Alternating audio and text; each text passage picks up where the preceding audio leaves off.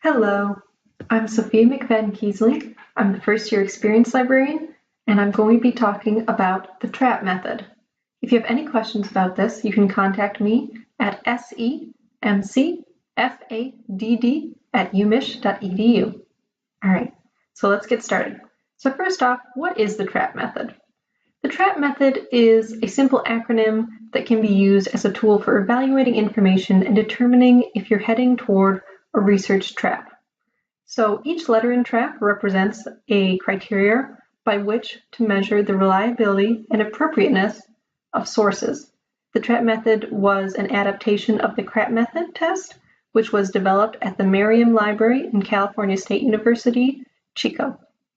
All right, so again, the TRAAP method is just a simple acronym. It's going to be made up of 5 different words that should help you think about how to evaluate your sources, what questions to ask, and how to think critically about information. All right, so to start with, the T in TRAAP stands for timeliness. So this is thinking about the currency of information.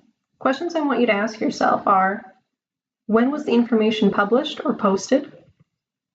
Has it been updated since the original posting? And do you need the most current up-to-date information on your topic, or is it something that it's okay to rely on older resources? So if you are researching something in the medical field, you probably want that information to be as up-to-date as possible. You probably don't want something from the 1960s on how to perform a surgery. But if you're researching something that has been available to a larger audience for a very long time, like you're researching Shakespeare, it might be all right to use something from the 1960s. So you need to think about, what are you researching, and when is the piece that you're reading written about that information, and how much does it matter when it has been published? Again, for things like the medical field and developments in science, you probably want the most recent information possible. But for things in literature and in other humanities, it might be okay if that information is a little bit older. All right, so moving on to the R. R stands for the relevance. So this is the information and how it meets your assignment needs, or if it doesn't meet your assignment needs. So there's a lot of information out there. The questions I want you to ask yourself are, does the source meet your assignment requirements? Very simply. If your assignment asks for a peer review article, is the article you're reading peer reviewed? If it's not, then it doesn't meet the requirements. Does the information directly relate to your topic? So if you are researching puppies and you have a document on cats, that might be tangentially related, but it also might just be completely separate and not relevant to the topic you want to look more into. So while it might be a good resource on cats, it might just not be relevant to what the research is that you're doing. Does it help you answer your questions? That's really key. Again, it could be a really great source, but if it's not getting to answer your questions, it's not the source for you, or if it doesn't help you lead to those answers.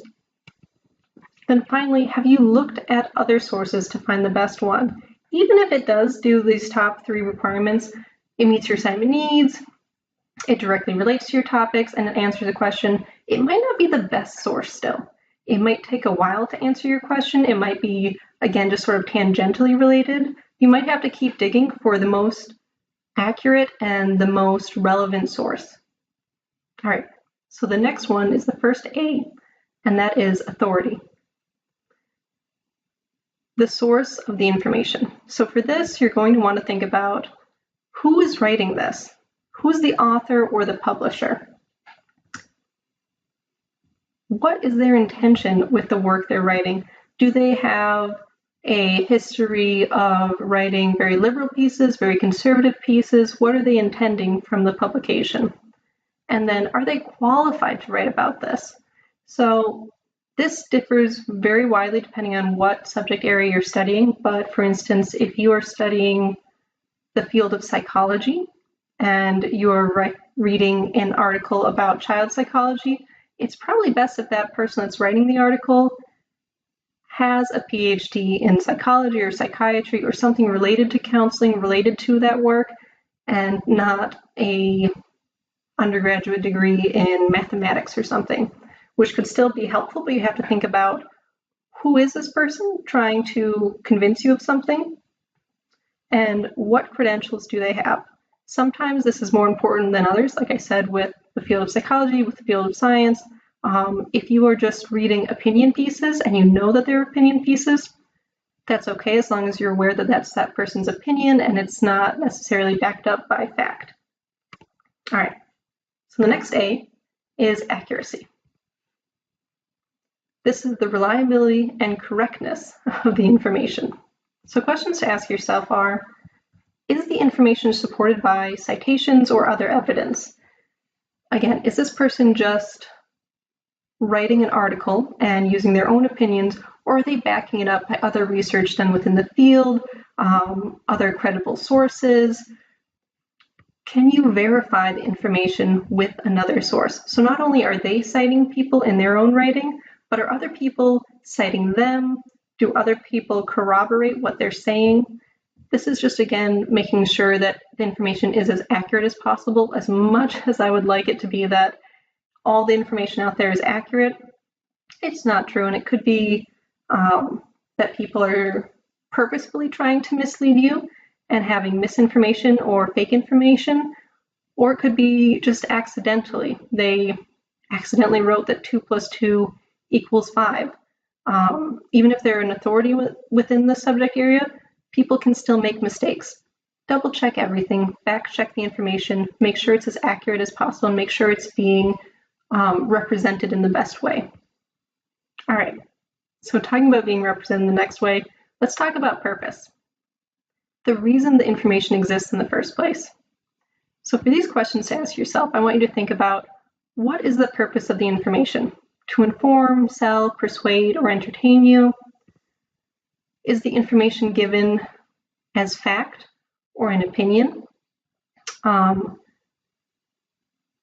Again, this is really important, and everything sort of connects together. So thinking about the authority, who's writing this, why are they writing it, and then do they have the credentials to write it? Everything's sort of coming together in this purpose piece.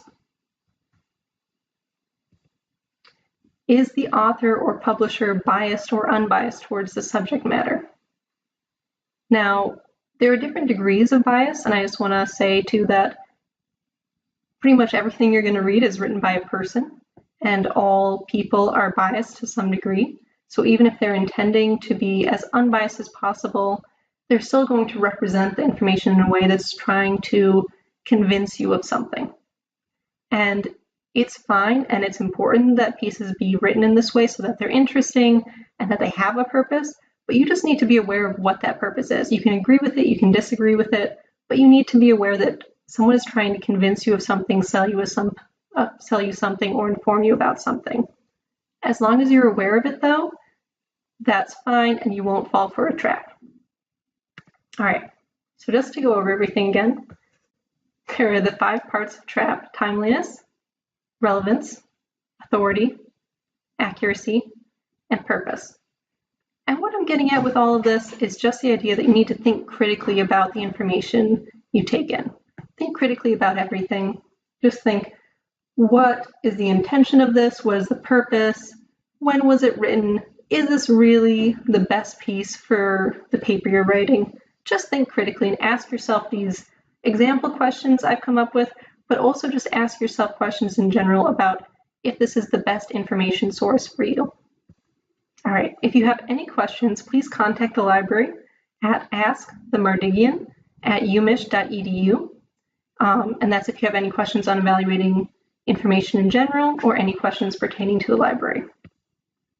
I just want to say thank you. And again, my name is Sophia McFadden-Kiesling. I'm the first year experienced librarian, and you can contact me at semcfadden@umich.edu.